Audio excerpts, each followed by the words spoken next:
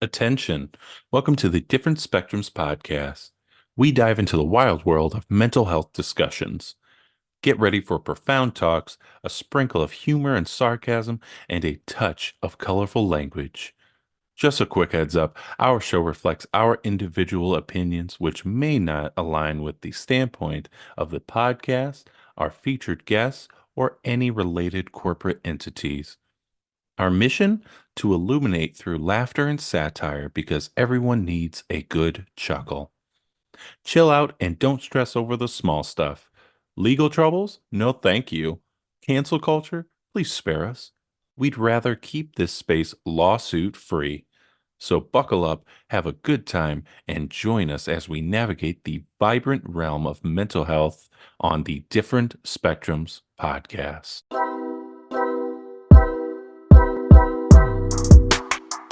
Hey everybody, we back again. We're back and we're live.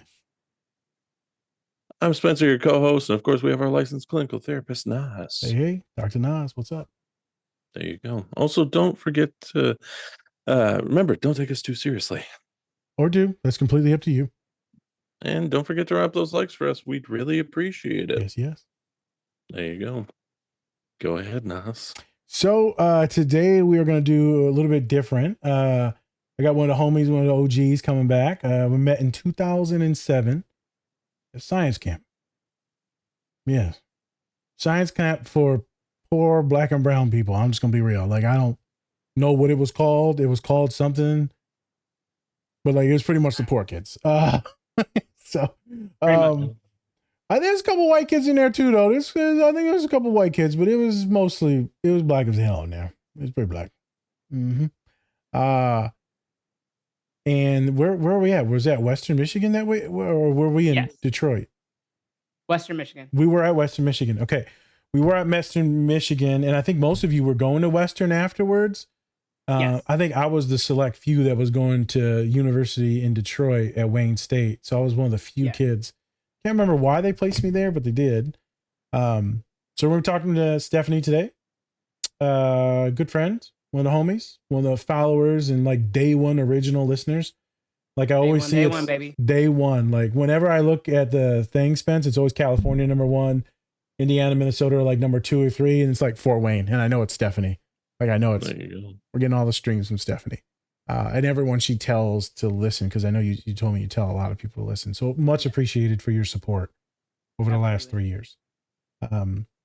Track athlete, university track athlete, throwers. So we're going to get into some of that stuff. Going to get into maybe some physical health stuff, right? Probably talk about that. We'll talk about some grief. We're going to talk about some racism. And these days, racism's even fucking louder than what it was before. But we're going to talk about microaggressions, specifically in the film All-American. Sorry, the show All-American. I thought it was a Netflix joint only. This is a CW joint? Yes. CW, they brought it over to Netflix, I think, last year or whatever. Yeah, I didn't know that. Yeah, my brother's been watching it on Netflix, so I guess maybe it's a year behind and Netflix gets it. Basically. Okay. So we're going to get into that, All-American. Excited to talk about some of these good topics. Excited to talk some shit with you. A fellow neurodivergent, someone I knew that was autistic, but someone that found it out by listening to the podcast. What do you know? I'm not going to put Spence in this. I'm what you call a groomer. You know, I'm sorry. just grooming people to be autistic. I'm going to get arrested. So, excited for the show. Excited to talk some shit. Glad to have you here. It's always good to have people that actually fucking show up. I got a lot of friends, and not a lot of them actually fucking show up and support the podcast, which is fucked up. Your biggest supporters end up being random people you meet on the internet. So much appreciation to you. Absolutely. Let's talk some shit. Let's have some fun. Whoop, whoop. Whoop, whoop. Whoop, whoop. My God. There you go. That's Stephanie. She coming in hot, boy.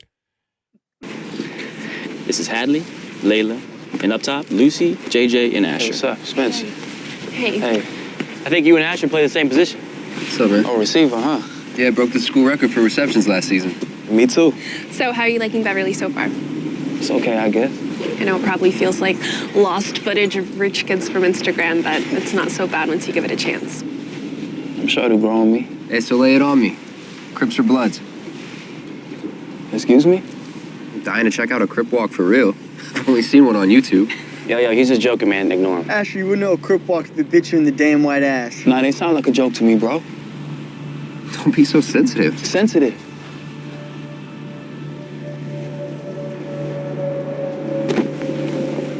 Hey, yo, thanks for the welcome.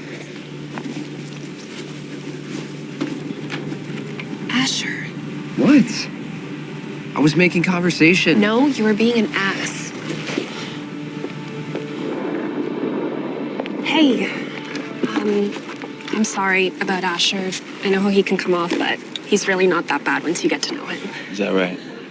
I think he's intimidated by you. I think they all are. Those guys?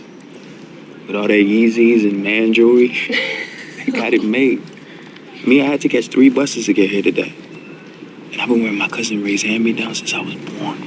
And you know Ray loves us some polyester. Okay, don't nobody like polyester. Okay, but aren't you some, crazy good football player? I do all right. You just gotta see the field. Like there. That guy. Gates off, loose hands. Yo, he about to fumble. How did you do that? Having the first time I picked up a ball.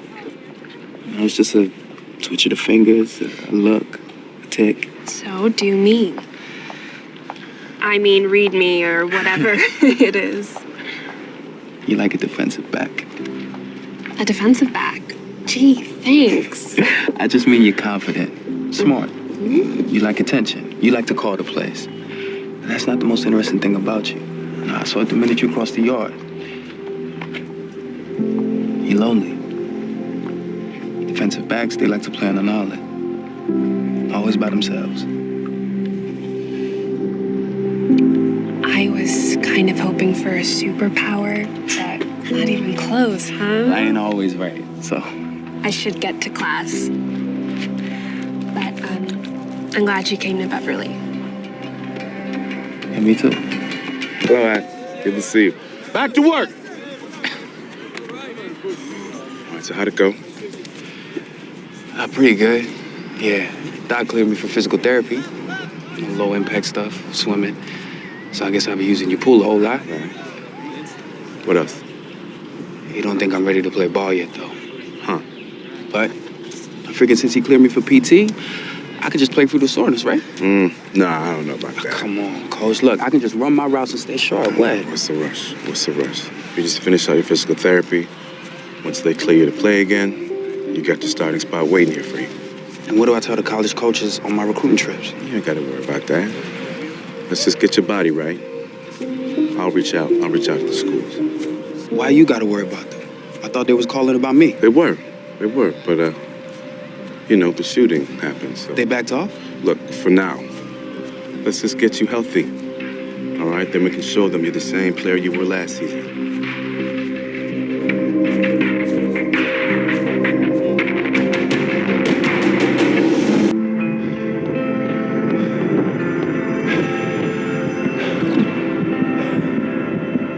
I've been kind of going through some things. Trying to outrun my demons. Hide from the truth of everything I've been feeling.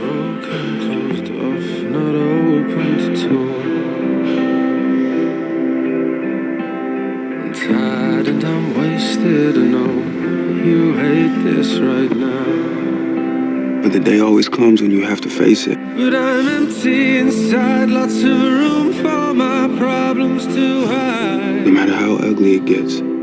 You won't see me cry. You said you need more time, and that's okay. Because you and me, we got all the time. You won't see me cry. Today is that day.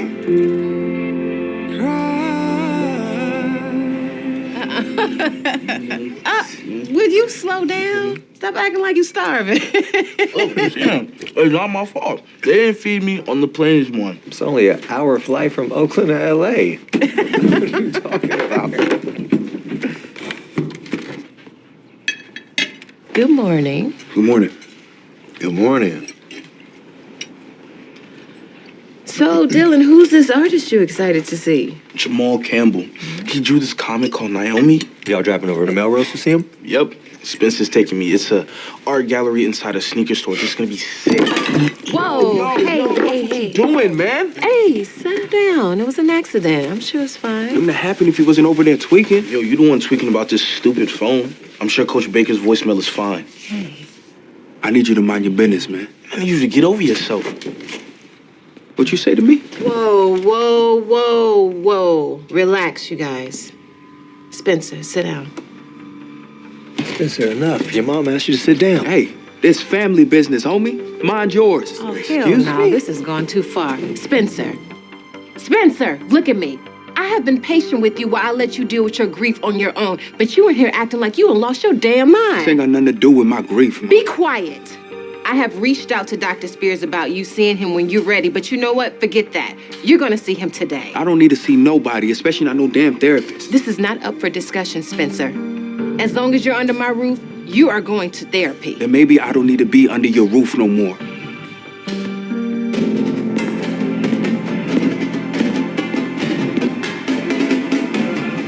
Hey everyone, before we get into the show, please check out our collaborator, Bubs Naturals.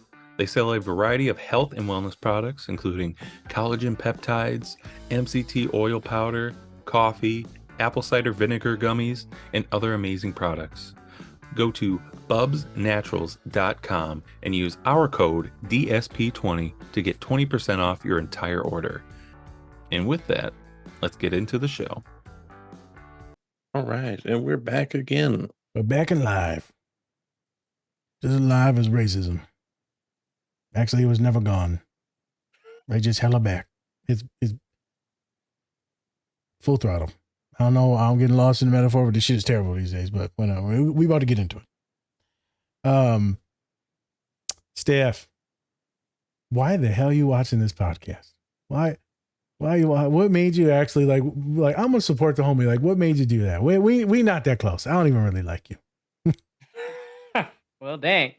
Well, I always have liked, like, in general, like how people work and move and psychology of things. I was before I eventually chose geology. I was thinking about doing psychology and stuff because I can talk to people easily and understand them, empathize with them, and everything like that. So it would have, in a sense, been easier for me, but glad I didn't because I do not have the capacity to hold what they're holding without like feeling it. So I'd be a hot mess. So instead, I went to an inanimate object and dealing with them and became a geologist and chose rocks. So so with that being said, I wanted to support you since I've known you forever, and then also just learn more and tune in. You've been enjoying this stuff? Like, you were at the beginning when like things like the recordings were bad, the audio was bad because I couldn't edit for the shit. Like, I don't know how you made it through those times. Well, I mean, I knew the content behind it was good. The quality maybe not as great as it is now, but the content and the basis of everything, like the foundation was there, even though like the quality might not have been there. But if you really expect for a podcast to pop off and be amazing at the first time, like especially with people who don't necessarily have the background of like editing and recording and all of that stuff, like you can't have that bar that high, right? And so the content was there and amazing, and I love the way you picked things apart, and I truly saw myself and I was like, "Yep, I do that. Oh, caught me there." Type thing where I was like, "Yeah." You called me out a lot, which was great. You've been sending me text messages randomly, Spence. It'll just be like random as shit, and it'll be like 5 pods behind, 6 pods behind. Like, bro, why you saying this shit about me? I'm like, who are you? Oh, bitch, I don't even know you. What pod are you talking about? I don't even know what pod it was. I'm like, you listening to it right now? What are you talking about? Yeah. You've been going through some shit while listening through the pod, Yeah, for sure. which is dope. and eye opening, but like, you know, but also it helps you feel congruence with yourself and Yeah. identification. But then also, I wonder if bits and pieces of you wish you knew some of this shit before. Yeah. Right? Because I figured maybe this would help you understand some of the things about you and how you show up in the world. Yep. Right? Since I've known you, you're a different cat. I don't know how you would explain yourself. How would you? Who are you? I think you'll never meet someone like me. I do not know how to explain myself, but I'm a 1 in a million. And I don't know if that's a good thing or a bad thing.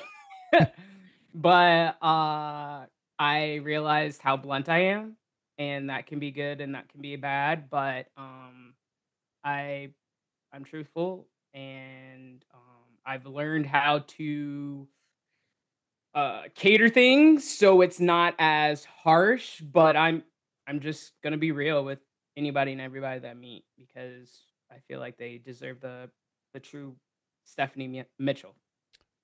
But I like to be alone like 98% of the time, but then that 2% when I'm actually out and about, like if a like I don't even know who I'm gonna be that day. And I don't think that's a good thing. That's fine. But hey, you're gonna like it. You sure? Because your ass is pretty loud and pretty weird. I'm gonna be very loud. When she laughs, it's like ha ha ha. Yes. Yes. It's intense. Trying A not lot to of do that. teeth. A lot of teeth. All teeth. Yeah. All teeth, man. Oh. Not gonna make any comments on that one. Yep. Yeah, would you say your friends think that you're a goofball, right? Because I also know you're very protective as well, too. We've had conversations about friends, about your family. Very, Yes, for very sure. fucking protective. Yes, they all know that I'm a ride or die. I do anything for them. They love that. And yes, everybody I've been a goofball all of my life. Um, it's got me in trouble a lot as well. But yeah, I've like my nickname growing up was well, a couple of my nicknames where it was Goof. All my brother's friends would be like, Goof. And I'd be like, hi. And then I don't know how I got the nickname Worm, but and then for basketball it was Enforcer for some reason. But Girl, because you thick as hell. What you talking about? they didn't know that. That usually helps. What's your oh my god, I can't believe I'm gonna say what's your dimensions. Not in a pervy way. Like how tall are you? How is it not a pervy way? What are you talking about? Right? Dude, I'm only 5'8" in real life. He's like, how thick are you? Like, I'm what? only 5'8", but I'm like all legs. Like, are you like Serena Williams thick? Like, how thick are we talking here? Like, come on. I mean, maybe thick down to like the real Serena, but like not like. Oh my gosh, that's embarrassing. But like she's like thick and like extremely toned, Yeah. right? Like I may be thick and maybe a little bit of that sloppy. Well, this is adult body, this is not college body. Okay. You're talking about okay. Yeah, the college body. We're talking about college body. Current bodies right now. That's all gone to waste. It's fine. Yeah. It's all gone downhill. She gone. I'm sorry. It's good for her physical health right now. I'm glad that I'm making you feel better about yourself. Yeah, feeling really good. I'm so sorry. You're gonna need to talk to your therapist after this. It's fine. But yeah, I mean, I remember you being strong as shit. I mean, you were a collegiate thrower. So I guess I can pivot into that. I mean, you're called goof and this and that, and right, you're not the most feminine individual, bruiser. I had 3 brothers, so it's like, what do you expect from someone who has 3 brothers? And they're all older, so it's like, I only knew males. And they're all strong as shit. I mean, I've seen photos of your mom and pop, and like they're also like strong looking motherfuckers. Yeah, they're beefy. They sure are.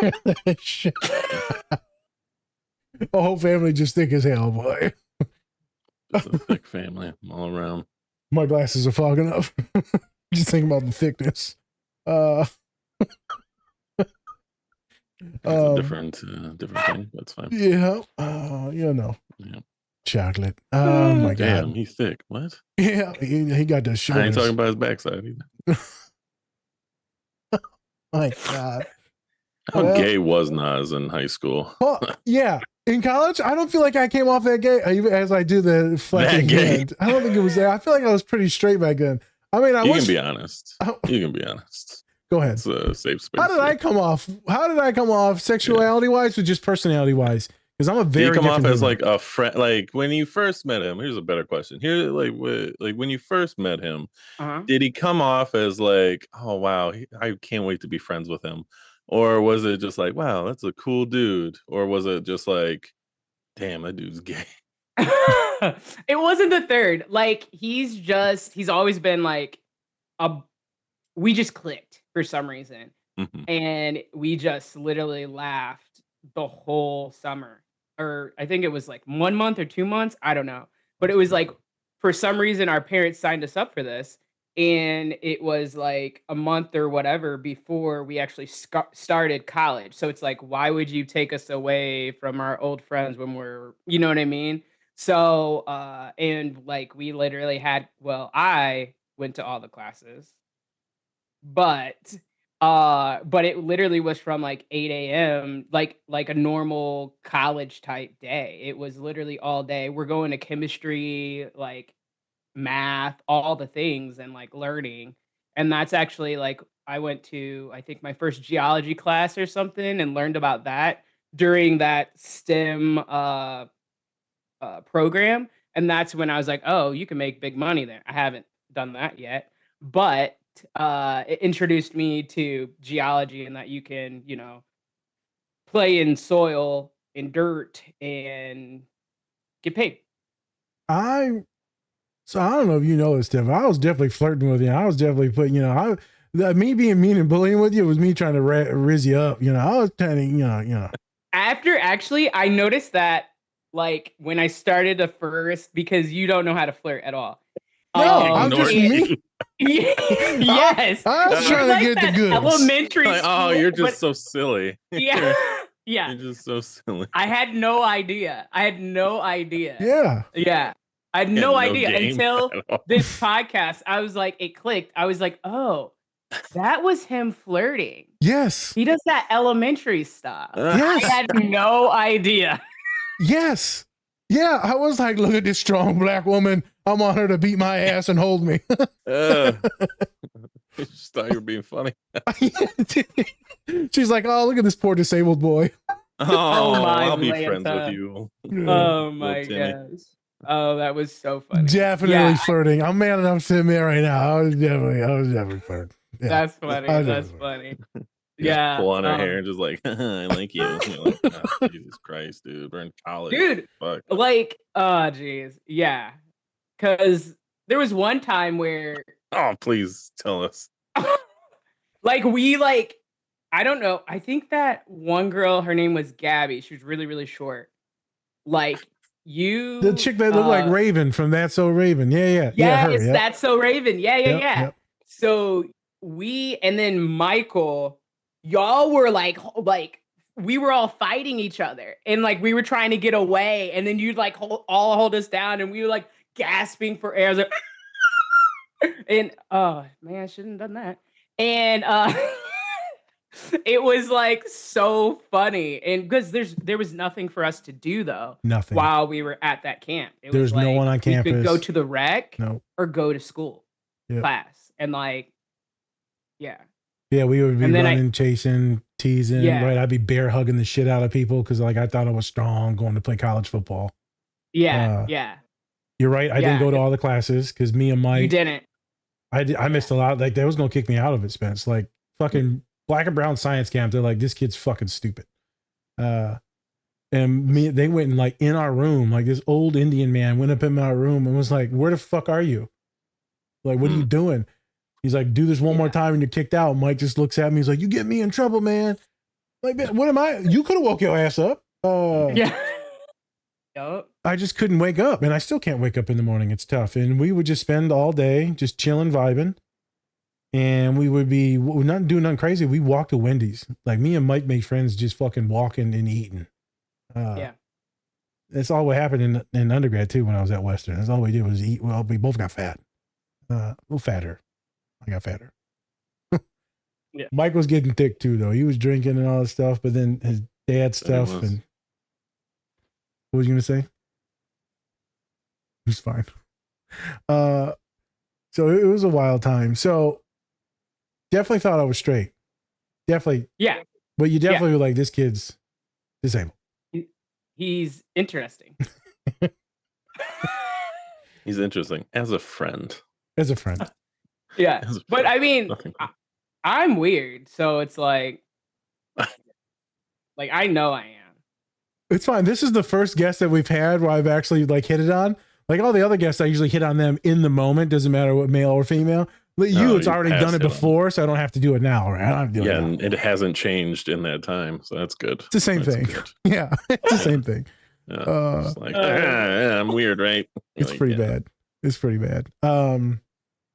So, but yeah, we've been knowing each other for a long time. So you figuring out you were different. Obviously, everyone in that group was different. Yep. But I want to get back to this thing with you being an athlete and not necessarily the most feminine individual, and how that's affected you in some of the ways that you've shown up in spaces, right? Being more masculine in the way you carry yourself. Not saying that you're not feminine, but you get what I'm coming at, right? Being a thicker black woman and probably seem more aggressive, and because we're going to talk about in some of these other scenes. How have you navigated this world as an athlete? How people may have looked at you, how maybe you present yourself as goofy, but also stoic at times. What do you want to talk about?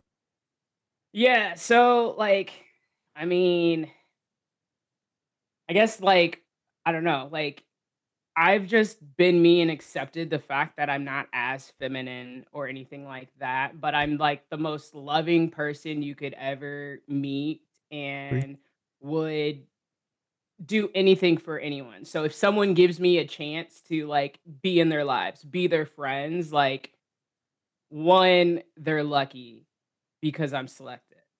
And two, they know that they have someone that will have their back no matter what. So I just kind of try to lead with that. And if someone doesn't like me for me, I've just learned to not take it to heart, if you will, because I've realized I would want a friend like me. So if they don't want a friend like me, so that I'm not their cup of tea, so be it. I mean, it doesn't help with the dating world, if you will, because I'm in sweats all the time. But this is the bottom threshold. It only goes up from here. And that's how I see it. If I don't walk into the room and you're like, oh, she's not as feminine as I'd like or whatever, I'm not your cup of tea, that's fine. You're missing out in my head. That's at least what I try to tell myself. Because I mean, what do I do on Sundays? What do I do on Thursday through Monday? Watch football all the time. Who wouldn't want that in their lives? You're welcome. And but yet I have the biggest heart. So it's yeah, I'm not that feminine, but when a girl puts on a dress, I'll be turning all the heads in the room. Cuz one, they're not ready for me to dress that feminine. But two, I can be, and I know how to walk in heels. I know how to run in heels, right? I just don't use it right. I just don't wear them often, and I do not want to dress up just to dress up. I've never been that person, right? When it's game time, it's game time. And Stephanie, turns it up. But most of the time, just chill. And I mean, I don't know, and also growing up, my dad never if my mom got her makeup done, he hated it. He's like, why'd you do that? You didn't need to do that. And so that's how I was raised. So I don't think in my head I need to put on this glitz and glamour to present the best self, my best self. I should be able to captivate you with my personality and my smile. And I mean, has it worked so far? No. I knew this was eventually going to come out. How does it work so far? It hasn't been going well. But I ain't changing it. Like, it is what it is. There's been some struggles. Yeah. The last person to hit on me was Nas in 2009. And he just keeps on texting me, and I'm like, yep. Let me see them feet, girl. she running in high heels, so they're gonna be fucked up. They gonna be so bad, Steph. They throwing up gang signs. Oh my god. Motherfucker's crusty, boy. You got craters in your feet? What the fuck? Is that SpongeBob? Looks like the moon. Yeah. Why your feet white? Motherfucker, you black. Oh shoot. Wait. Well, let's go backwards because we have, in case you didn't know, but maybe you don't know because you don't see the statistics. A lot of women that tune into us and listen to us, right? And so we're this neurodivergent dudes, right? Autistic ADHD dudes talking all this stuff. Fantastic following of black and brown individuals, white women. Like, it's fantastic. Queer folks. Not a lot of clients I work with are extremely femme. Some of them are. Many of them are more androgynous. Many of them are more chill and reserved. Many of them are just wearing sweatpants because it's more comfortable because of the sensory related issues. And so I'm going to pivot back. So college, you're around all these beautiful track girlies and they're all super thin and all that stuff. Right. And then, so like, I wonder, did that ever fuck with you at all? Like, I don't look like them. Cause I know that always messes with me. Is it like a big brown dude? I'm like, I don't look like these other dudes that are hulked out. I'm just like this potato. To an extent, no, absolutely not. I like food. I'm not going to deny myself, right? Did I was more and am more about being like strong and not like sloppy big, right? I have that structure that it's undeniable. I have a frame that's going to be a frame, right? So I can't, like, God gave me that. So what am I going to do? Like, and I didn't want to look like I didn't like food because I don't think that is attractive either, if you will. Like, I'm a girl. I'm a big back. A big back's got to eat. What's a big back? Is that an ant? I feel like it's an animal. No, silverback, you fucking silverback. ass. I was like, I don't know what a big back means. You just got a big back? Does that mean ass too? No, like, it's just like a person, like a bigger person. Like, if you like eat a lot of snacks or something, that's the like lingo of being a big back. Never heard that. Spence, have you heard of I'm a big back before? I think I probably have, but you know, it's probably. Wait. What'd you say? His microphone. Probably not the most PC term. Oh. Yeah. I like fat bitches. Like, all right. Well. Okay. You know, big back. Good. Yeah. I was like, is this adjacent to like my people? Like, you trying to say wetback? Like, I'm like, bitch, what you saying right now? You will get canceled out here. You literally called her a silverback gorilla, you fucking asshole. She called herself a gorilla. That's fucked up, Nas. That's really fucked up. I don't know why you would say that. Oh, gorilla, look at this bitch. Jesus, clip that. Oh, my God. Oh, Lord, have mercy. Hey, I was digging it. So I was, you know, I saw that big ass back. You know, it is what it is. Bruno Mars got a song called Gorilla. Just saying. You started it. I'm going to throw that in next time I see a girl I'm attracted to. Look at that big ass back. Jesus. That girl's all back. I just picture when you see a big back, it's just like that weird, like Hank Hill ass, or it's just gone. I feel like if there's a big back, there's probably no ass. Saying Stephanie ain't got no ass? No, it's there. Is that what you're saying, homeboy? No, that ain't got no long. No. I've seen thicker. That ain't dick in him. No, you haven't. Like, I gotcha. Go and eat. Dude. Oh my God, we're pivoting out of this. So are we? You didn't want, and we're not like shaming anyone for like being super thin, blah blah blah. What Well, the big back thing, yeah, I ain't shaming no one for that either. But you made mention I didn't want to look like the other girls that weren't eating, and I know that you were around a lot of thin girlies, right? Vicky, that was on the pod for a while, very thin. All those other track stars, and those were like badass track stars, right? They were like Olympic qualifying fucking individuals. Yep. And so, right, I just wondered if that affected you, and it did, but it didn't really, because you accepted who you were, and you know who you were, and what you wanted to be and identify as, and how you wanted to move through the world, and you weren't just going to, I'm just going to say it, hoe yourself out to a lesser standard because you wanted some connection or like the gaze from other dudes, which is dope, because a lot of my individuals will. Right. They feel super lonely and isolated, which is fine. And they'll lower their standards and they'll get treated more and more like shit.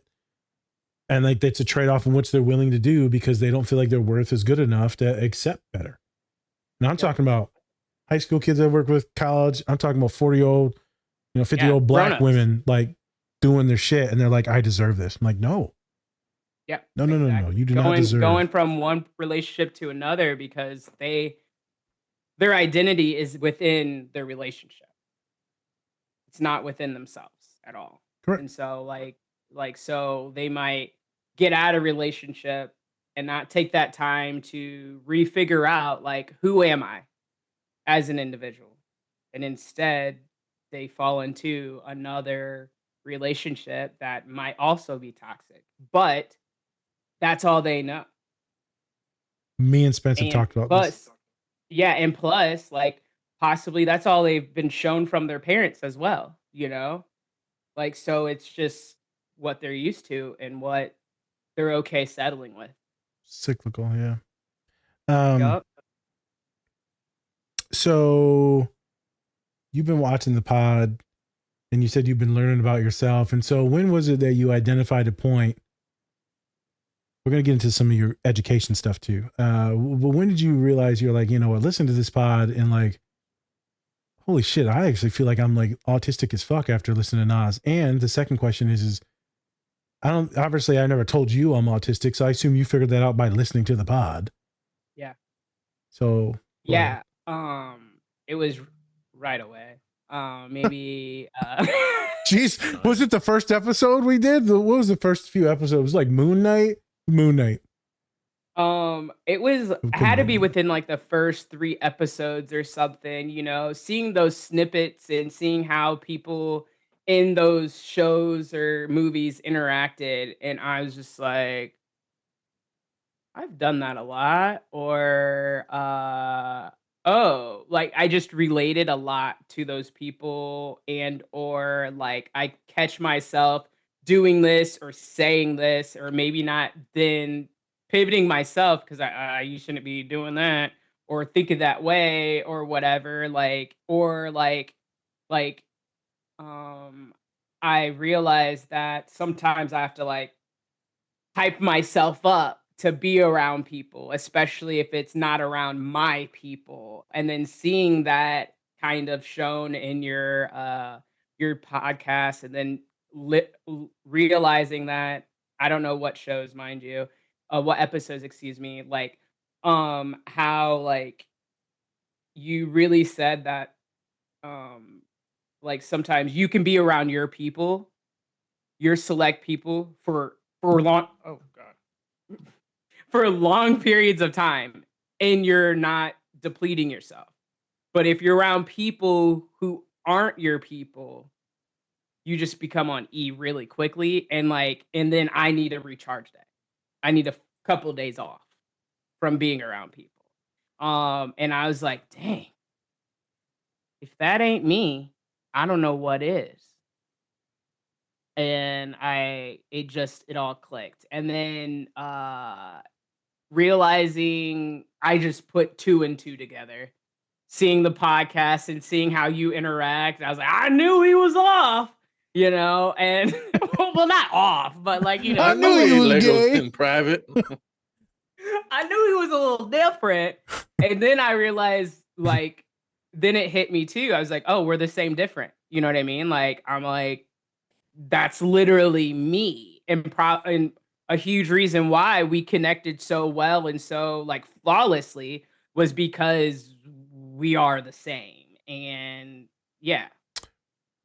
Pause. But So my dad brought something up, Spence. He just watched the Tony Weaver Jr. episode, and he said he was cracking up when the guy's like, "Yeah, I made this new friend, and it's a good guy," and the guy's like, "Yeah, I'm autistic," and he was like, "God damn it, another one."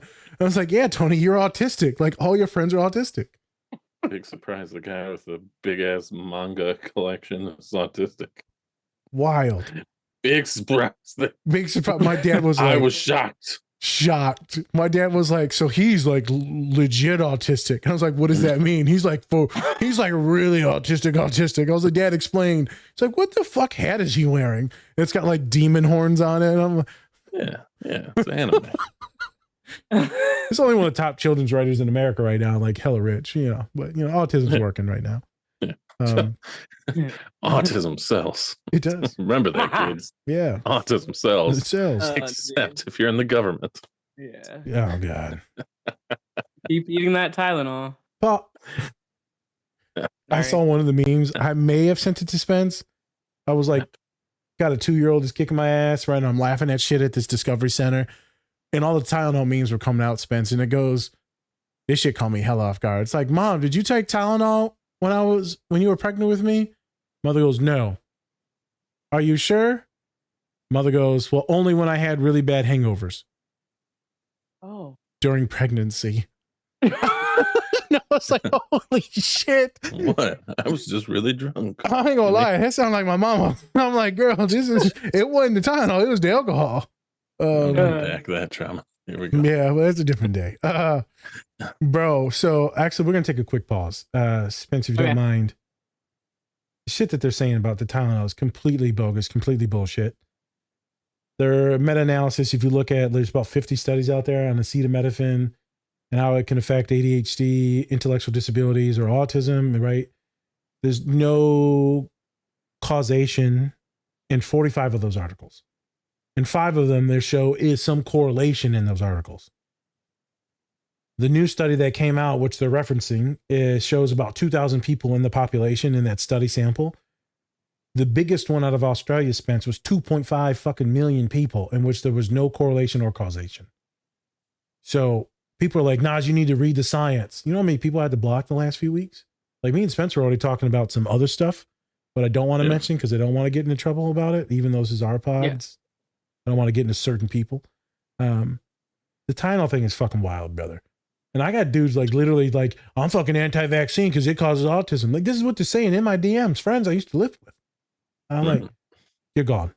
Deleted, gone. Like you're just anti-science until the science doesn't benefit you and all this shit. I'm like, bitch, I showed you the study of 2.5 million people. There's other studies. It's fucking a lot of people up. Go ahead. It's just interesting, right? It's always going to be interesting. They're always going to find something to make it seem like it's affecting, even though it's just not. It's not there. It's not there. Like even in their science, it's not there. And a lot of people, there are a lot of scientists that can pull. They're just like, yeah, we just took this amount of people, and we were just like, yeah, sure, why not? Let's put it in there. I'm not saying science is always wrong, but it's not always right either. Yeah. You really have to do your research, and we're not a research country. No. We are a country that just sees a headline and we're just like, that's probably true. Or I don't believe that. It could go either way. And depending on what you believe in, you'll probably believe whatever that person's saying. So honestly, you can't have a discussion with any side of these people because they don't want to have a discussion. They just want to tell you what they think is happening. And it's just not true. So, but people don't also understand the scientific approach, right? Right. Like you're testing this stuff. This is your result, but they're always doing other things. And when they've realized that, oh, actually, this needs to do better or be better and redone, that doesn't mean necessarily like everything else was for naught, right? Mm-hmm. Or that one vaccine was absolutely that was the best approach that they could think of at that time, and that was it. Like I don't know, like in the studies, I get mad. True. So there's a lot of nuances in it, right? What the studies though, you got to replicate it, and so there's one thing that come out, but now you have to replicate it and replicate it and replicate it. before you say that this one thing caused something or this one thing had a high correlation with something. So all the other replications show nothing. And so it's like pause before you just start shitting on women and making women the problem, the reason. We used to say autism was caused by women being cold and women being mean mothers. That's why they said autism for a long time in like the 70s, 80s, and 90s.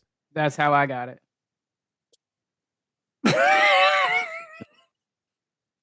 Your mom listens to this, she's gonna be fucking pissed. I assume she's not listening to this. She'll forget. Oh. I'm not going into the reasons on why you said that, but she probably will. Getting old sucks. So, it's wild, the science, dude. And so now you get this shit with the Tylenol and the vaccines. I got parents that are freaking out, Spence. I got clients that are freaking out. And they're like, what's going on with this? Could this be a thing? I'm like, just even if it was a thing, let's think about it now. Your whole family is autistic. So if it was the Tylenol, you need to go back to your grandmama and your great grandmama and grandpappy. Like, your whole family autistic as hell. But no one wants to admit that. No one wants to admit that like they're the autistic one. They just want to blame like something. We know it's genetic. Can there be other things that cause autism? Such as some birth-related issues, oxygen-related issues, some nutrition. But what can you do? That's my point. Like, what can you do? What, you're gonna stop taking Tylenol? No, you're not. No. It's Tylenol. Like, you need it. If I have a headache, I'm gonna take Tylenol. Like, I don't care. Also, what can you do now? What's the point? Like, what, you're gonna stop vaccinating and then that's gonna stop everything? Then other problems pop up. Oh, we didn't take our measles shot. Oh, we have the measles and my kid's fucking really sick. Oh shit, that's weird. Also, people start taking measles shots, and guess what? We had a rise in measles in kids in daycares and everything like that. And that's going to go up. Everything's going to go up. And then people are going to be like, man, my head hurts. You're like, take some Tylenol. That causes autism. You're like, all right, then you know what? Just sit in your shit, live in pain. That's your fault. It's not mine. That's what they're telling people right now, Spence. They're telling people, and women specifically, just fucking deal with it. Something Give me the tism. They gave you tism. Well, I guess I got about 3 times after those couple booster shots of COVID I took. So full tail. I was looking at Legos like it was fucking a buffet. Come on, give me more. I want more. It also made me trans. So hey, that's my business. That's my don't ask, don't tell. So Spence, I thought about you today and I was going to send the thing, but I was in group therapy when I saw it. RFK just came out yesterday. Obviously, he says fantastic things all the time. That's sarcasm. He believes that video games do cause active violence. You literally just talked about this in the last pod, and where he thinks that we need to pull back and rein in video games because it's actively causing violence. I'm like, where are you getting this data from? It's also like one of the least, like I said before, this is like one of the least violent times for video games. Like, okay, you have like Fortnite or something like that. They've dumbed that down to where it's like cartoons. You're barely even like actually shooting people. Then you like, if you look back at like our past stuff, like rappers had video games all the time. Fighting video games especially were huge back in my fucking time. You want to talk about like Mortal Kombat and all that stuff. Even like Def Jam. They had their own boxing game and stuff like that. And it was like, there have been so many times, especially when it comes to like the Black community, where we had more violence in video games and stuff like that. And white kids were eating that shit up. But now we're at a point where that's no longer the case, because they've taken away like any type of like, say we do have any type of cultural relevance in video games and stuff like that. They've kind of taken that away, especially when it comes to street shit. Like they've taken that. And I find it so interesting that they're just blaming video games now for this. And I'm just like, these motherfuckers didn't. What were they playing? Fucking Hogwarts Legacy. And they're just like, let's be for real. My time right now. You The know? top video games out there right now, Spence, on like Steam and all these consoles, none of them are like super violent. And if they are like shooter games like Marvel Rivals or Fortnite, it's very cartoony. It's not like graphic, gory shit. And if you do have video games that are like extra violent, people find those on like, you know, the back end of like the web. Yep. and they find it through those. But like when it comes to like regulating those type of games through like PlayStation, Xbox, things like that, they're regulating them. They're making sure those games don't show up on anything. And I just find it so interesting that they just always want to blame something else instead of the actual problem. And they just want to get away from it. And you're like, no, it's not it. You know what the problem is. You just want to say it is. We've had so many stats on this that video games do So not much cause research. that violence. And I think they've even had, I don't want to speak out of turn, they even had like research that says that it might even prevent it in somewhat because they're actually getting their aggression out through those video games. I don't have that science to it, but you know, community as well too. So I'm gonna do one thing, and then we'll pivot back to Steph. Won't mention the name, but there's someone recent, that stuff just happened to. Word for word, if we would just get away from this rap music and this music that people are listening to and come back to good Christian values, then we wouldn't have all this ratchetness and other shit, right? I'm paraphrasing some of the stuff. And like the racism is so overt, and people are like, oh, this person's lovely, and like we should cherish them and memorials and all this shit. I'm like, my God. So they're about to come out rap music next. Like that's what they're about to do. they've been doing it for like ever 50 years now. It's just wild on the state of which things are going. It's wild. It's wild. It's wild. Also, rap music now too. That's now ingrained with white people too. So like, what, you're gonna take that away from them too? How many people do you know that are fucking white people that go to fucking rap concerts? All of them. Because guess what? That's who show up to the fucking concerts because they're overpriced as shit and blah blah blah. Yeah. I'm not gonna get into that. But that's the point. Is like the main people it's hurting is actually white people. So what do you want to do? You want us to be like just not like say vulgar things? Well, hey, do the same thing on your side. Do it too. Fucking jackass. Right.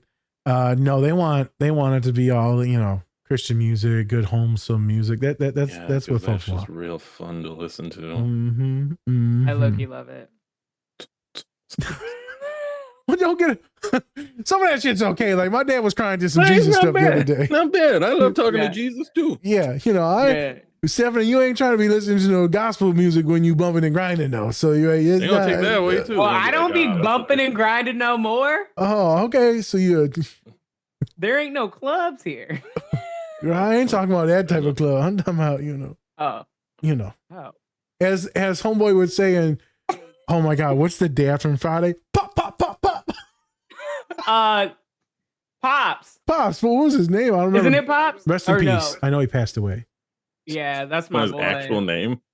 No, I It's can't fine. think. Don't worry about it. It's Pops. Yeah. It's Pops. Everyone knows. Pops on that's some everybody. burrito. My burrito. It's so funny. There's the laugh. So where are we going with this next? I feel like, is there anything that pause? So for you, when you recommend our pods to folks, right? Because you've been a follower, you've been a friend, you've been a homie. Are you like, yeah, these motherfuckers funny? Or like, yeah, they this and that. What do you say? You're like, oh, this a beautiful chocolate man. A beautiful chocolate man. So geez, why? No, I literally was like, hey, my homeboy, like, hey, they funny. It's a good time, and you can take something away from it. Like, that's the huge thing. Hey, you're going through this. Maybe you should listen to this episode, and relate it to their lives. That's kind of like what I do. So like when I send it to, like, I'll listen to a podcast, your podcast, and be like, oh, they're going through this. Oh, my family's going through this. Oh, I'll be like, hey, give this a listen. You'll love it. You'll get a good life laughing, and you should be able to take something away. If not, you're not listening. Love that last bit. Oh yeah. Yeah. Because like honestly, that's how I feel. And every single podcast that you have, I do take something away. something that I can move forward with my life and realize like, oh, that nugget might be calling me out for being neurodivergent, but it also may be like, oh, this person in my life acts like that person in that episode. This is why. And then it makes me realize, oh, this is why he acts this way and shows me how I can move forward and interact with them better. Okay. I'm gonna do something for you. So you just said you just bought a jersey the other day. What is the jersey, and do you want to rep your team or support your team? You might have to lift it higher. I'm sorry. Oh, so well, Yeah, I got the yeah. There you go. You can't show that. Can't show that. I just have the All-Star jersey on, but the back is oops, my bad. Oh, let me. Oh, I just showed that. Oh, no, sorry. It's all back. Can you see it? Girl, don't do that. Turn around. Don't do that. My bad. Back in the club again. The Fever are in the semifinals right now versus the Aces. Yes. And it's been a tough year in general with a bunch of injuries, but the team has really come together and shown so much heart, and it's been a beautiful year, and they're gelling so well, and they absolutely love each other. And Stephanie White as the coach has been just a great coach for this team, and like you could tell that they truly really appreciate her as a coach. And my girl Kelsey Mitchell is finally, shout out, she has the same last name, finally on like a winning team, because she drafted there. They've been low key kind of trash. So now it's been great, and great for the city of Indianapolis, but Indiana in general. Yeah. So so it's gonna be tough beating the Aces, but we're gonna try our best. Stole game one. Yes, that was so cool. And then today they're playing, and it's win or go home. Yep. Well, I guess Yeah, they right now. are playing at home, so I guess they just across the street or something. Just win and stay home. Lose Yeah. and stay home. There you Yeah. go. Yeah. Like, I'll be going back to my apartment. I'll just walk across the street right quick. Yeah. Let me go back to But yeah, so I'm super proud of them, super proud of, it's really a testament to the team in general and how Stephanie has like navigated and led the team, because you have all these people coming from different, not off the street, if you will, but not with the team because of all the injuries coming in, and still being an intricate part of the team like that, that you're coming in and playing with so much heart. There's a lot of team chemistry still. That says a lot. Right? Two of the biggest people on the team get injured. You guys still fucking winning. It's wild. Yeah, for sure. Wild. Yeah. Spence, and then your girlies. Yep. Are they down? No, they're still playing, right? Or no, are they out? They play today, but we are down our best player. I know. I saw that. They didn't even call a foul. No, of course not. Why would they? The WNBA is not a huge fan of the Lynx, apparently. Goes back to last year when the commissioner was wearing a dress of the New York outline. And guess who we were playing in the finals? The New York Liberty. So just goes to show that, you can have worse commissioners than Adam Silver. So didn't think that was possible. But you know what? The WNBA has really proven that correct. So lovely. Yeah, and she's a boss too. Nafisa Collier. I saw how bad it was. I don't know, she didn't tear nothing, right? She fractured her ankle. Oh, she did? Her ankle was on the ground. Gross. Yeah. So not good. And then of course, our coach also gets suspended for this game and was kicked out in the last game. Yes. Because they like I said, they don't like us. And they also don't like the fact that it's just like there has to be better officiating, because this is bullshit, essentially. Officiating has been bad, I think, at a lot of the games. There's no consistency at all. Like, if you're going to call touch fouls, then call touch fouls throughout the whole game on both sides. Like all I want is consistency. If you're gonna let the people bang, then let them bang. Yeah, I Like agree.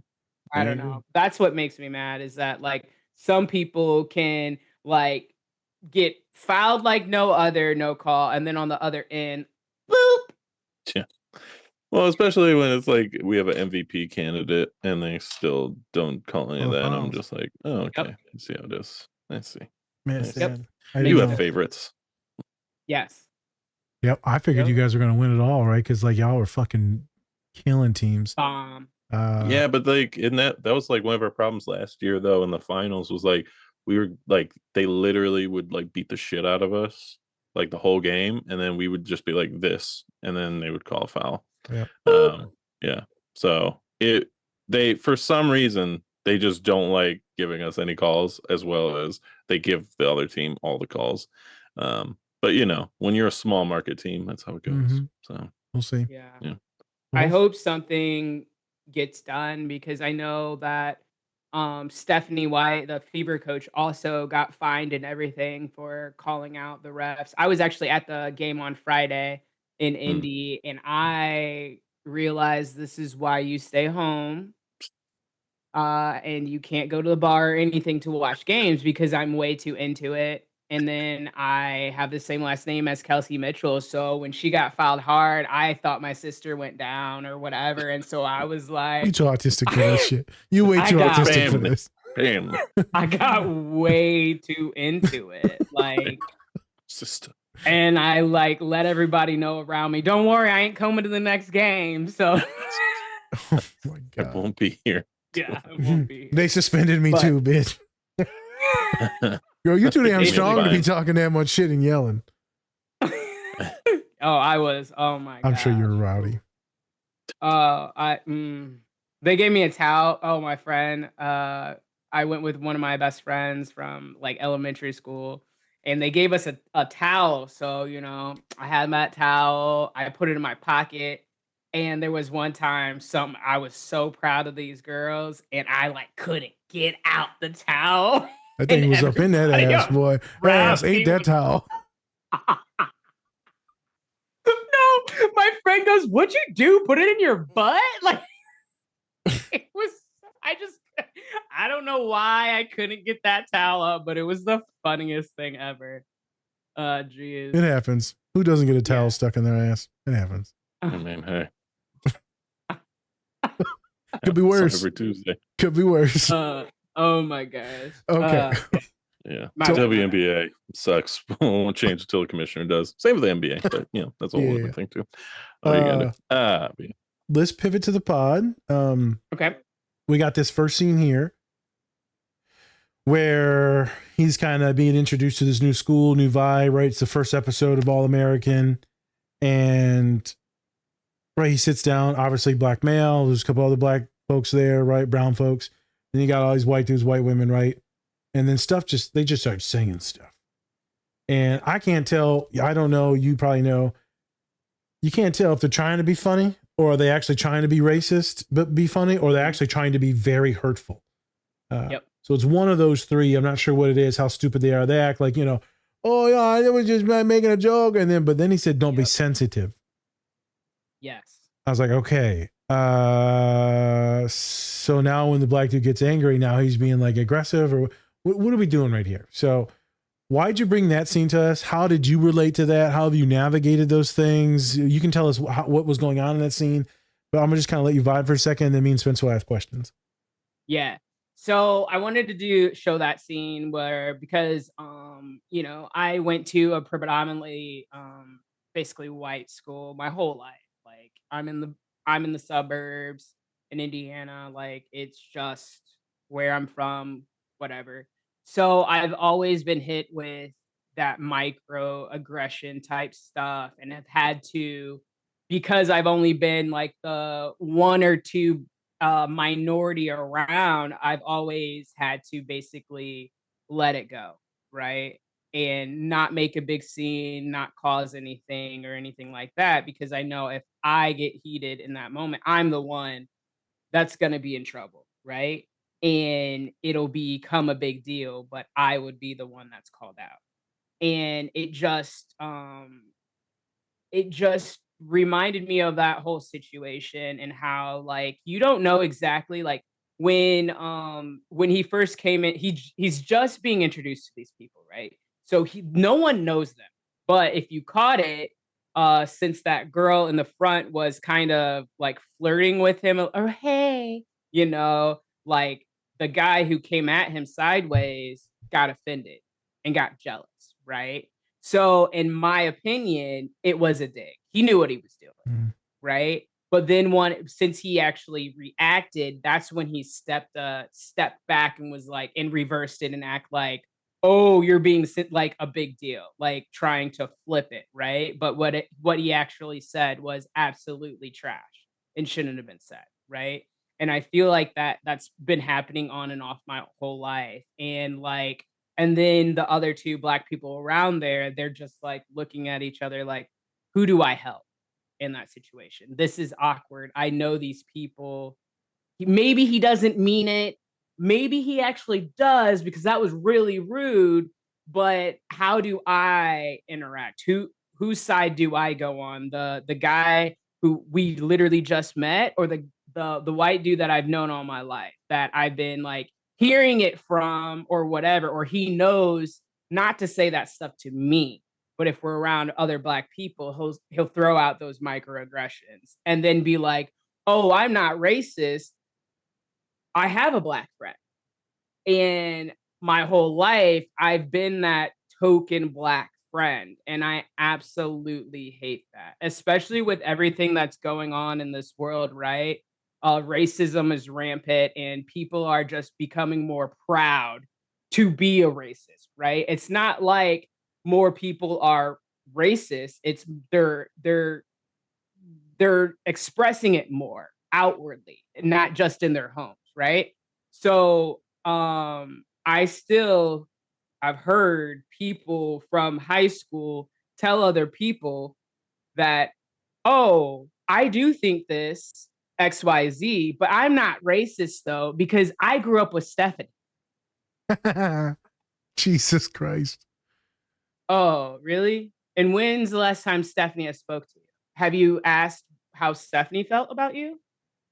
Or just because you associated with me in the back and I was the passing black person, right? Because my parents made sure I was a chameleon and could be around minorities, but also could interact with Caucasians or whatever you are, I can interact because I was taught to be a chameleon and you weren't. Like, that doesn't mean you're not a racist. You accepted me because I was white enough for you. Right? Yeah.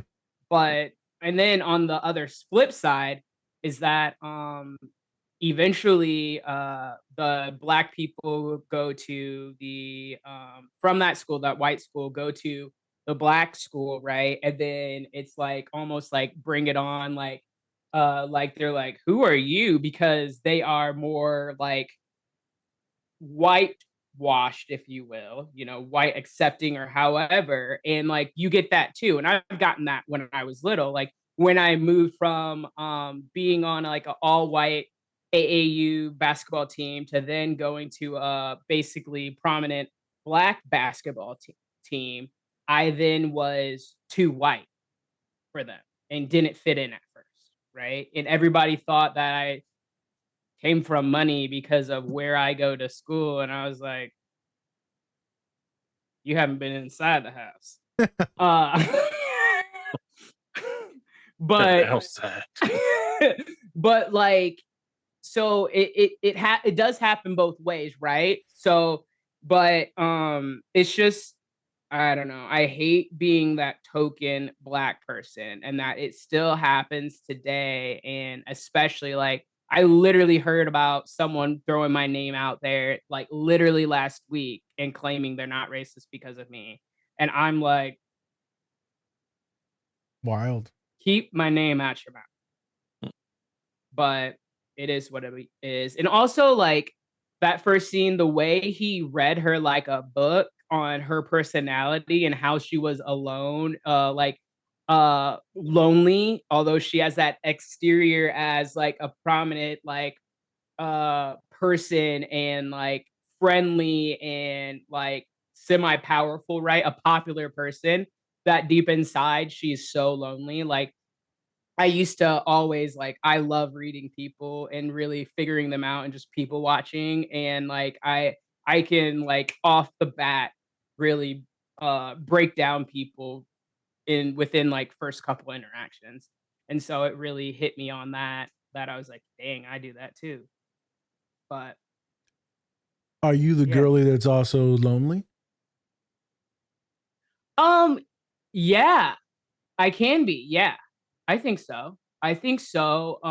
Because especially back in the day, I never allowed people to know my true self and how I felt about myself and like my true emotions and how I felt, because I kind of was taught in a way that, feeling emotions are bad. If you're sad, like just don't be sad. Like that was how you're not supposed to be sad. Got It's it. just don't be it. I'll do right? it. Yeah. And whatever that means, right? So it's like I would hide my feelings a lot if they were sad, or if I was struggling with something, I wouldn't necessarily, especially emotionally, I wouldn't necessarily reach out and like let people all the way in. And but I'm not that way anymore because it's not the way to live. Like, in my opinion. This is something random, and then we'll get into the next scene too. Yep. I remember a long time ago, I don't know, I had a lot of emotional issues when we were in college. And there was one moment in time where you might have brought something up to me. I don't know what it was. And I know I randomly freaked off and pretty much told you to fuck off, never talk to me again. I don't remember what that was about. Yeah, I don't know. But I remember. You remember that? And you were like, Jesus, man, I can't believe you would say that. I was like, good riddance, have a good life. I remember saying have a good life. Yeah, I don't know what it was about, but I remember that. And I was like, dang, what did I do? I thought we were good. My emotional stability has not been good throughout my life. We'll take this moment too to own up and to take accountability for that. I've done much better at regulating my shit, but I still pop off. I haven't popped off in a while. But I wanted to bring this up again. Another thing where you've granted people so much grace, where I literally told you to fuck off. Yeah. And probably nothing prompted by you, probably just some question of this or that. Who knows? Or maybe you corrected a behavior because I was a complete idiot that would just say random shit. And so I probably didn't want to take accountability. I have no idea. A lot of things were going on back then, right? I was just getting kicked out of school, depressed, suicidal. It was not a good time in the time frame that you knew me. And so now I was just talking to you and I was like, I wonder if she remembers that. Yeah. I was such a turd, man. It's okay. I mean, it happens, but that's the thing too, is that like we're all human, and you'd never know what someone's going through, and that's a huge thing. You never know what someone's going through and what's going to set someone off, right? And like whatever I said or whatever, it could have triggered. It didn't have nothing to do with you. I guarantee you, it's just me. But it could have triggered just anything, right? And then that's like with bottling your emotions and not having an outlet or a proper outlet, right? That's exactly what happens. Yeah, that's exactly what happened. And I just was stating that because you've just been an awesome, awesome human since I've known you. You've never changed. And then you had me and Mike going through it. And still single. Still single. Well, hey, I ain't got nothing. That's all on you right now. I know me and Mike was going through it. His dad, was the cancer issues, and my dad had issues, kicked out. It was not a good time for either one of us at that time. Yeah, it was a lot. And so you've always been consistent. Whether you're single or not, it doesn't fucking matter. You still haven't really changed because you're not devaluing yourself. And even though you've been in racist situations, microaggressions, still facing them today, still hasn't polluted and corrupted you to be like just an asshole. Like you've never had that asshole vibe. So I appreciate that you've never been poisoned and you never allowed yourself to be that angry black woman. And so you've been hyper vigilant in reading and reacting to people. Even you couldn't tell I was hitting on you for like a month, but whatever. I'm so good at reading people. Like, girl, Oh. I'm all up on your ass. Like, what I else do you just need? wanted to eat. Well, we were supposed to be in college. I didn't know people still like, did the elementary. Oh, okay, got it. Girl, yeah. She thought your game was going to be more mature. No, it was not more mature. I thought you just asked me out, just blurt it out. What you? No, yeah. With my group, we were just at group therapy with my women's autism group. And the one girl goes, "Did you ask out your coworker yet?" I said, "Not yet." She said, "You still been flirting with her, right?" I said, "Yeah, I'm mean to her like quite often. Like, I don't." Why am I like this? And of course it's a black woman too. Like, I can't act any other way. I don't want anybody to reject me, man. I know. Hey. I'm about to ask her out soon. My client was like, "I'm gassing her up for you." I'm gonna do it. I'm gonna do it. I promise I'm gonna do it. I'm gonna do it. I just didn't want to ask her out and then me have to show up to work and see her. So like it's every single day. Oh my God. And she's so lovely. Though. She's so lovely. I can't wait to try and clip this and send it to her. That's all I ask her out. I'm just gonna send her this clip. Hey girl. Hey girl. How you doing? You just can't fucking say it. Like, you have to send a clip of you saying it. You can't just fucking say it. It's like, send her a song. Hey, that's how I feel. That's how I feel. Girl, I want to lick your eyebrows. Oh Lord. It's Thriller. Oh jeez. It's Thriller. Okay. Second scene. Yep. We got some gunshots. Homie gets hurt, injured. Pow pow, pew pew. Can't play ball anymore. Going through rehab, coaching stuff. So you wanted to bring up this scene and show us because you were an athlete, and then you've got some medical stuff going on too. So go ahead and share why you felt connected to that.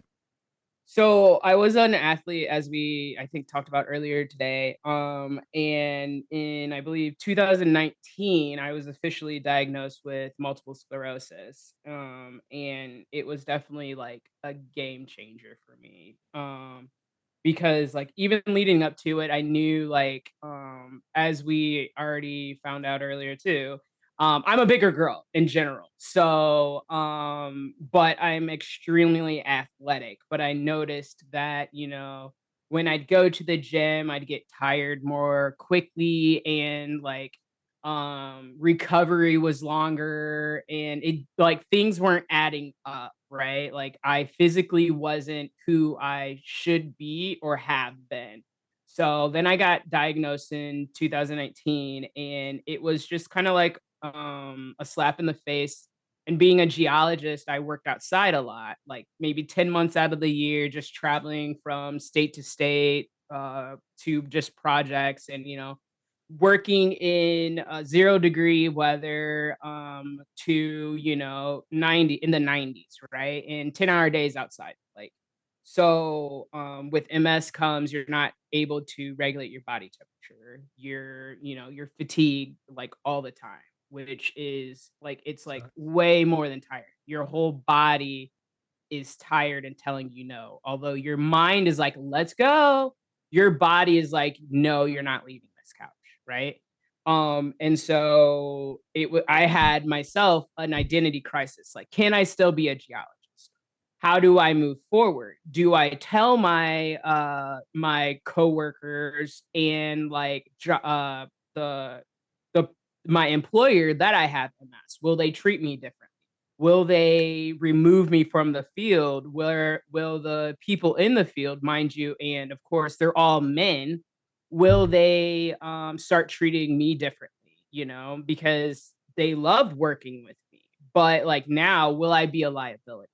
So, and then like when I eventually move on to a new company, do I disclose that up front that technically MS is a disability? It is. Like, not technically. do I say that, right?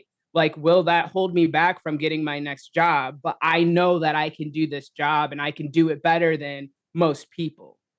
So I too, just like him, like not knowing if he's going to be the same football player that he was, I too was having an identity crisis and not knowing like how to move forward, if you will, and like who to tell, who to confide in, and like how who is this new Stephanie Mitchell, and do I like her? You know, because I mean, and I still have issues with that, like wanting to go to the gym, but then like, well, you literally can barely move. Why are you trying to clank some weights, right? Like, and not getting mad at myself because like what I want, I can't necessarily do, and what I need is to actually slow down and just chill on this couch. And so like that was huge. And that episode was like a slap in my face. And I was like, bro, I get you. I understand you. Like, you know, one foot in front of the other, but dang, those steps suck. But yeah, so that's why basically I picked that scene because it just literally showed me myself and how I felt with the diagnosis and like the little struggles I still have every single day here and there. What's the treatment plan for like MS? What's your treatment plan? I take some pills, a bunch of pills, but supposedly it's supposed to slow down the progression Okay. and I don't know, help. I don't know.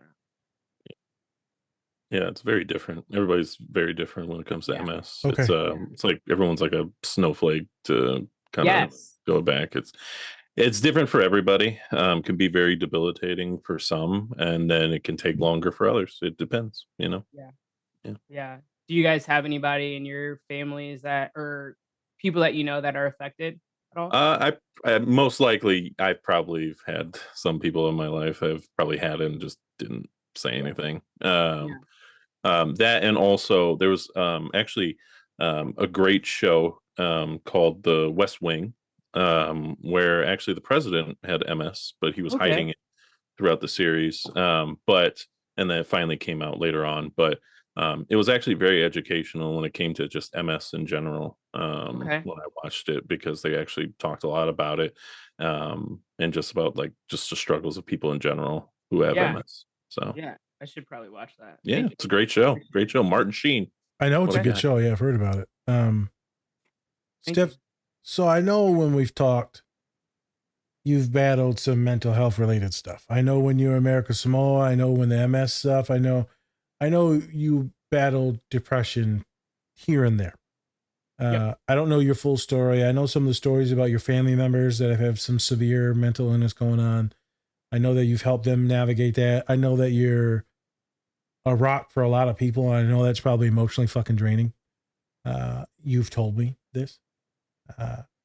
And you've asked me for consultation. I know that you've struggled in some ways. Yep. So how the hell have you navigated that? Did you ever have to do any medication for those things? Was it ever therapy? Just like friend support? Or have you just been raw dogging it, just doing the best 1 foot at a time? Like, what's the vibe for you? I've never asked you this. Jeez. Yeah. Actually like back in the day, it was just me, myself, and I. And I realized, especially in the next scene, I'll get on to that, but it's not the way I want to live anymore for sure. Like I want to and I should be able to lean on to my friends. Because if I can't, why are they my friends? You know, like if I can't tell you what's truly going on in my life and you can't be a sounding board when I need you, and just a sounding board sometimes. And then sometimes if I ask for your advice, if you're not able to provide that to me or give me support, then why are you in my life? Right? I know that like when I was first diagnosed with MS, that was the first thing that they put me on. Is I guess a lot of people with MS automatically struggle with like depression and Yep. stuff like that. So I've been on depression pills for like, I don't know, since I was diagnosed. I was actually on that before they even gave me my MS medicine. Okay. Right. So I don't know. I think it helps. I don't know. Still on it, still going strong. But yeah, just yeah, I do go to therapy. It's great. She's great. Appreciate that because, you know, sometimes although you do get advice from people, if they're your friends, sometimes it's biased, right? I just need open and honest. If I'm messing up, please tell me I'm messing up. But also you want those core people in your life that will be honest with you, right? So, and then there could be stuff that I don't necessarily want to share to my friends, if you will. So it's nice to have an unbiased sounding board. And also, like, if I'm going through the same thing all the time, right? Like with whatever family, da da da da. I don't want to always pour that out on my friends because it's just like, well, you should know now that it's not going to get better. Like, why are you telling me that? Like, you know what I mean? And so I don't know if they're going to say that or not. I'm just, throwing things I out know. there. That it's nice to actually go to therapy and get a bystander. Well, I guess, I mean, I pay her. Ew, sorry. Her opinion and Jesus Christ. tools. No one thought you were buying her sexual favors. Speak for yourself, good sir. Yeah. That's a good looking But white yeah. man, I see. Pause. That's But my yeah. gigolo. Is it a black woman, white woman? It's actually not. She's a white woman. Okay. She's a white woman. Yeah. She's good. I again. appreciate her. But yeah, she's open and honest. I tried to get a black lady, but it didn't like work out. Like I was pushing the button and it like would never like schedule. So I don't think it was meant to be. Like, Like, no. like you didn't say the magic word. No black people for you. Yeah. Sorry. You just felt Yeah. RFK was like, nope, you getting a white woman. Yeah. Yeah. And we're gonna give you one that takes Tylenol. Oh my God. Sorry. Every time you click on it, there's a sign that just is like, are you sure? Are you sure? Are you sure you want a black woman? Well, maybe not. Yeah. But yeah, I think that definitely has helped me, and just in general. And then again, like that's where your podcast also comes in. It taught me more like coping mechanisms type thing, and oh, this is why I go from 0 to 100 sometimes when in actuality I don't mean to, but I need to breathe more, take a step back, and then assess the situation, right? And then so I think, and then yeah, I look at other, therapy podcasts as well, and like learned about generational trauma and all of, oh, this is why my parents act like this. Yeah. Oh, they weren't taught that, right? Okay, how do I break the cycle?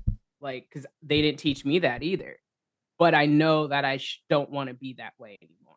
So it's just like figuring out who you are is tough and hard, and like choosing to be different than your parents and choosing to be the better version of your parents. Like the way you said that. I think that is that's who I want to be. I want to be the better version of my parents. And my parents, they did what they did okay, right? They did great, right? Could some things have been better? Absolutely. I think everybody could say that.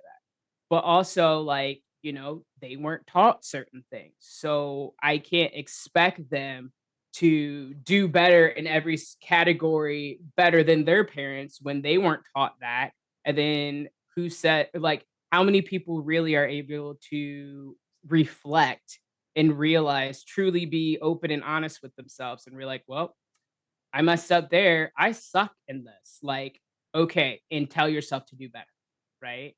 I can't expect my parents to be that, and especially at this age, who's going to change now? So I think, yeah, therapy is amazing. Yeah. And having those, and then music. Oh my Lanta, music. Connecting to artists. It's everything. Who Spencer normally asks this one, who's your artist that you're digging, or the song? Is it Golden? Is it Golden? No. Oh, fuck you then. I'm weird and eclectic. I am all about lyrics. Lyrics are everything for me. So like this things were crazy in my family, as you know, in this summer and the last couple of years. So what did I do? I fell in love with Noah Khan, and I love Dave Matthews Band. The instruments that I can't do that. I feel like the Dave Matthews Band is definitely an autistic band. Like it's very much of STEM, that band. Oh my gosh. Dave himself his oh man, I love that man. But like I love listening to him and just vibing out and just Yep, it's a good and stim. I like I don't even know if half the words make sense, but it makes sense to me. Okay. Like I don't even know, you know what I mean? Like for some reason it gets me in all the feels and always makes me happy. And then like yeah, yeah. Okay. So that's yeah, music, man. Music. There you go. As we pivot into I'm glad you're doing good for yourself. I'm glad that Thank you. you're repairing old wounds and generational things. I'm glad you're doing the best that you can with your physical limitations. Yep. You've navigated the change in identity and you've accepted some of the grief, which we're going to talk about, though, about what your body will look like and your fatigue and mind will look like. And that's a tough bitch to take on, right? Is knowing that everything will be different and things will get a little worse. And not just because you're getting old, because the disease takes over. So it's kind of fucked up and sad. One of my biggest fears is that I'm going to end up getting my dad's disease. My grandpa had it, my dad had it, but then technically I've got more of the Mexican side in me. And then that makes me scared that my brother's going to get it because he's more of the Arab. It's fucking, these diseases in our families are fucking terrible. Yep. But let's pivot into the other thing. Last scene. They're all great scenes, but this one's fucking heavy. The other ones are good for people to understand the nuances and like identity loss, right? That whatever it is for the followers listening. This one's intense, right? So I don't know who he lost. You'll have to tell us that in a second. But there's some stuff coming out, and he's popping on. He's in his sad feels, right? You can hear him talking to himself, and then he's acting a certain way with his family, and you can see him just being cold. And that's different than the young man that we saw in the first couple of seasons or episodes. Yes. And you see, obviously, he probably had a good connection with his brother. I can't really tell, but it looks like there was a connection before because, like, he's taking him to this thing, and then he's like, spills the drink, freaks out. Brother's like, "Hey, man, what the fuck's going on? You need to," and then he takes it another step up. I figured stepdad or boyfriend's there, right? He's like, "Hey, man, what's going on?" Right? And then he pops off at him like, "Fucking mind your own business, man." It's like, okay, so mom stands up and like, "Hey, you're not gonna act like this, you motherfucker. This is my house. You best." And people don't understand black and brown houses, right? This is what matriarchal. They're laying down the law. So he definitely did shut up, which I was happy to see. I think that it's very accurate for a lot in our brown households. But you're getting fucking therapy. You're getting the fuck out. Well, I guess I'm getting out. I'm like, brother, you're making all the wrong choices right now. Yeah. You're literally making it worse. Running from love is only going to cause more grief because now you're going to lose everyone that loves you. Yep. What are you doing? So explain to us what the hell happened in that actual scene and why he's in such grief and then why you related to it. Because I know you said you've got some emotional things that you were tied up in. You can share what you want to share in those grief things because it's hard for me to share mine. But but go ahead. What the hell happened in that scene? So, a couple like episodes before that, I think. Don't quote me on It's fine. the amount. But his coach who took him in basically and pulled him away from one high school to the other one passed away. And he was more than a coach. He was basically kind of like a dad as well, like very, very like got him into playing college ball and all the things, right? Was a true definition of a mentor. And that was a sidebar Tay. Anyways, so he passed away and he wasn't allowing himself to process everything. He basically threw himself at his sport, threw himself at his at school and all of that and was just suppressing all his emotions. And then as you saw in that scene, he blew up out of nowhere for something so small at his brother. And then it's just like, yeah, lashing out, that's a huge thing when it comes to grief. And it just reminded me of something like in college, in 2009, basically I had a really horrible year slash summer. Like my grandpa passed away, Ralph E. Hayes, shout out to him. And then one of my friends that I've known since elementary school passed away at Purdue's campus actually. And Was it then suicide? no, Okay, there's a lot of suicides at Purdue. yeah, it wasn't that. It was Okay. a freak accident Still. that he passed away. Landon Sila, great guy. I still pass his parents' house, his old parents' house, and like think of him. So, and then one of my best friends, Amanda McLaughlin, she passed away, and this was all in 3 months of my life. Like, so I became like a shell of a person. I was literally just going through motions and just getting by. And getting by without sleep, getting by like I don't even know how I got by, to be completely honest, because I can't, like, and practice, college practices are horrible. You got weightlifting, you have all that stuff, and then you have to get a certain GPA in order to be participating, and you're fighting for a position, you're doing all this stuff.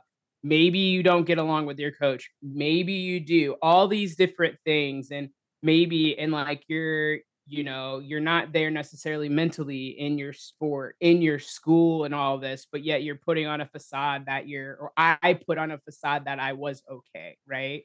And I wasn't at all. And like one of the things that I should have known, that I was a little autistic, was that full year, like literally a year. You know how you walk on campus, you have your headphones in. Shout out to Microsoft Zune, by the way. Had one of those bad boys. I listened to Keep Your Head Up on repeat for a whole year. Autistic, yeah. Should have known then. I didn't. But you were just you were coping, and that was something that helped you cope. And so it was your audio verbal stim. Yes. So that was like walking, that campus sucks, that walk, that hill. Oh, the hills. On repeat for a whole entire year. That was me. And at home, it was Mary J. Blige. Shout out to you.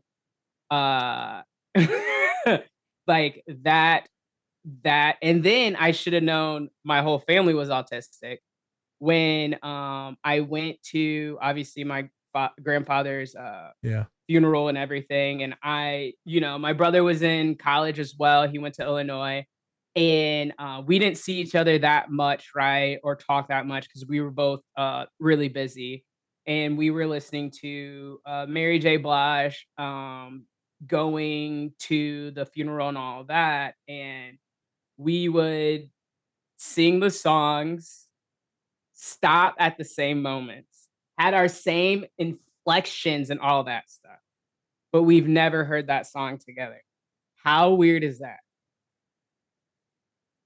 His sibling shit. Yeah, it's weird. Is it? I don't know. I don't fucking know. I don't know either. Black people just got black people just, they got what did they call it? It's not the swag. They got, I don't know what we got. well, you black people, when you're dancing and shit, you got style, not style. What racism you got? Jesus. Can you teach me how to dubstep? Blacks always got the hippity hop going on. We got that hippity hop. You blacks, you got that. What did he say? You teach me how to crip walk. Style. It's not rhythm. Rhythm is the word. Maybe y'all just got rhythm. Oh, rhythm. I don't know. But we'd stop and start. I wasn't trying to be racist. Well, you were. Now, were we? What do you blacks do when you dance? Well, I would be racist. I know Stephanie, so we've already established this. You like to step. I know you like to step. You coordinated ass motherfuckers. You coordinated, Yeah. But like, so, and then I wasn't doing therapy back then. Like, that's not what I was taught, what I was learned, from my parents. It's just like, like I said earlier, be happy. Like, oh, you're going through something. Okay. That sucks. Like, it's not like, how do we get through this? Like, oh, you can do it. You're okay. Everything will be okay. Tomorrow's a new day. But that doesn't necessarily, help all the time. Like, I get there's tomorrow. but right now Sucks. I feel horrible. So what can you do to help me now? Because that's what I need. Not a, oh, there's tomorrow. Like, cool. Yeah, I'm sure your neurodivergent ass was feeling everything extremely hard. Yeah. Yeah. And then like I said, I'm a huge empath. So I felt absolutely ratchet for my mom, like she lost her dad, and how I was in Michigan. They live in Indiana, how I couldn't be there for her, and then like feeling like I'm letting her down by not being there for her. Like all those different Levels. emotions, right? And not being there for my brothers because they need those, like, just random like stuff that I didn't necessarily needed to add to my plate that I automatically did, right? And yeah, that's why basically like, and without like truly processing everything, like it took me years to, I mean, you never really get over it, something, right? Like that never happens. Like the anniversaries of their deaths, it still hurts, right? But like it's not knocking me out the entire day or whatever. It's just like, geez, you know, pour some out for you, like rather than knocking me out for the whole day or whatever. Still, But yeah. like not allowing myself to process my true emotions and actually feel my emotions and let my friends truly understand how I was feeling. Like my roommates knew, and mind you, they did everything that they could, and I had amazing roommates. Like grateful for them. Like great. I couldn't even, there's times where I couldn't even sleep alone, like because I Oh. literally wouldn't sleep. So I had to literally physically sleep with somebody just to know that I was not alone. And like that's how bad it was at times, right? And just knowing that they were there for me the whole time, right? And then the lashing out part, I Yeah. remember, I think we were moving one day, literally just across the street, but we were still moving, and we were like, someone broke my smiley cup. I lost it because it reminded me of my grandpa. Oh, Like I shit. got it from his house, right? Like I took that, and I like blackout. Well, lost it, and like that's what that spilling of the drink meant to me. I was like, oh, yup, I've done that one before, and did that person deserve that? Did they mean to do that? Absolutely not, right? But like that all was built up emotions, and then finally just that person was on the wrong side of that emotion, and like I apologized for sure, but like that definitely happens a lot when you just let things bottle up and you don't like attack, like not attack, but like Work through it. work through your issues. Yep. You got to work through it. Yeah.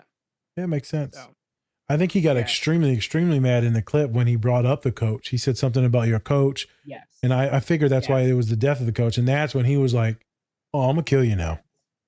Yes, because so he had a recording before the coach was in the accident. He actually left Spencer a voicemail, right? And Spencer didn't answer the phone, obviously, because he had to leave a voicemail.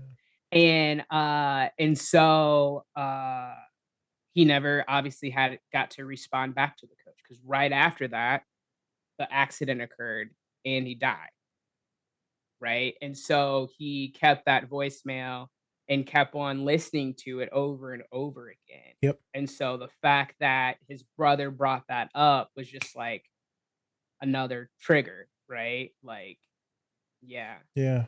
No, I believe it. I know when mom's passed, I had a voicemail that I left on there for a while. Yeah. Then her LinkedIn was open for a while too. And I think finally I left it.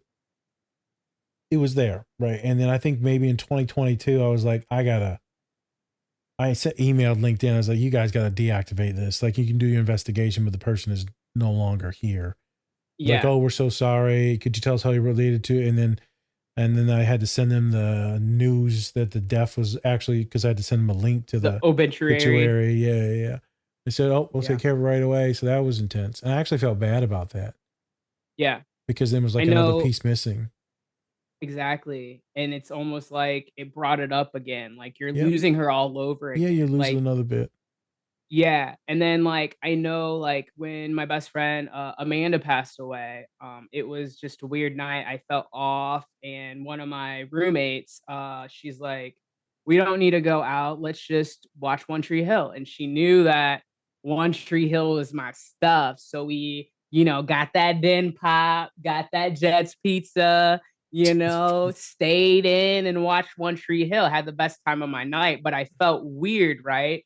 And I changed my ringtone to a dream song. I forget which one at the time, but it reminded me of Amanda. So it's weird, don't know why I changed it that night, but changed it to that song. And then I got a call from my cousin in the morning that she passed away. So it was like all weird, but I didn't change my ringtone to something else until like, I don't know, 4 years later. Oh wow. Yeah. Yeah. But yeah, and then when I did, I still contemplated not doing it, because it's like I lost her again. So like I totally relate to that for sure. But Yeah, it's tough shit. yeah. Yeah, it is. Sad thing about getting old. Yeah. Guaranteed loss. Yep. Yep. Absolutely. Yep. Yep.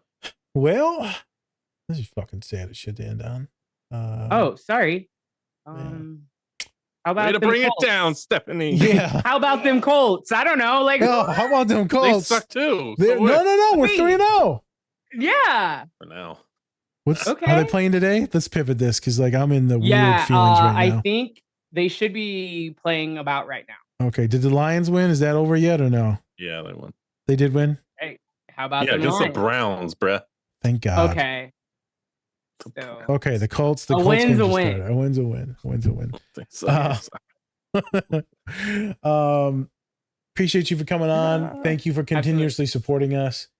Always. I always get super anxious and like insecure sometimes about the pod because whether we're being too funny, I'm being too weird. My dad's told me to rein the shit in, but me and Spencer agreed that we want to keep it funny, and that's our goal. Yeah. That's our, and we're gonna do this. If we're gonna do it, we're gonna do it our way. And so I'm glad that you've got some healing from it and not just the idiocy that I bring at times. Yeah, no. Honestly, like if you don't take something away from your podcast each episode, then you're trying not to. You're not I listening. honestly believe that. There's always something like little nuggets. Like, and that's like the same with church, right? When I go to church, like this morning, like if I don't take something away, it's because I chose not to truly listen.